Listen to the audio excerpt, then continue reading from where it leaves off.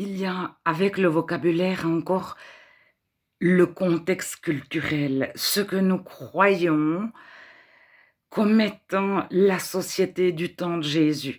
Alors à Corinthe et à Jérusalem, c'était 2 sociétés très différentes et à Corinthe, il y avait des esclaves, mais il y avait des femmes citoyennes.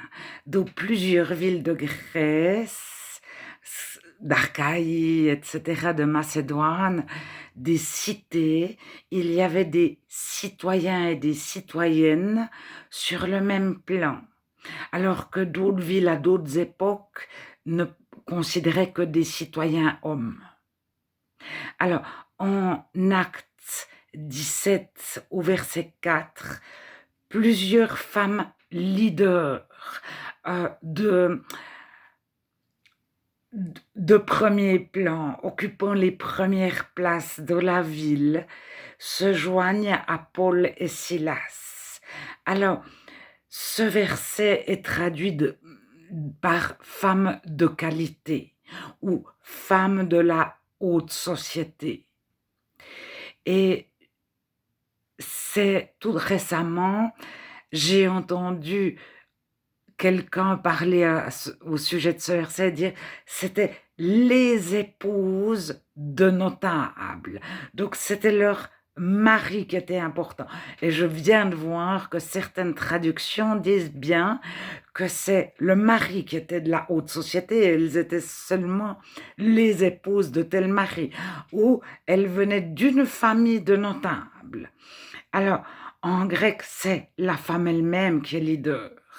Alors, il faut faire attention quand on pense que dans la Bible, il y a écrit parce qu'on se fait une idée, par exemple, plusieurs pensent que le féminisme est arrivé avec mai 68, y compris dans les églises évangéliques. Mais l'armée du salut en 1850, donc c'est 100 ans avant mai 68, avait donné de la place aux femmes. Et en 1918, je pense, juste après la guerre, mais déjà en 1912, les postes de l'armée du salut les plus hauts, donc être le responsable mondial de l'armée du salut était possible pour une femme ou pour un homme. Tous les postes étaient ouverts indifféremment aux hommes et aux femmes. Alors, la création de l'armée du salut, c'est 1850 environ, et puis il y a eu une évolution, enfin il y a eu une mise en place. Alors, je ne sais pas, mais dès le départ, les femmes ont été incluses. Et si vous recherchez de l'histoire de l'Église, c'est au 336 qu'on les a fait taire. Alors jusqu'au 336, les femmes parlaient. Même l'évêque de Canterbury anglican le souligne pour dire qu'actuellement, dans l'anglicanisme, tous les postes sont ouverts indifféremment aux femmes et aux hommes.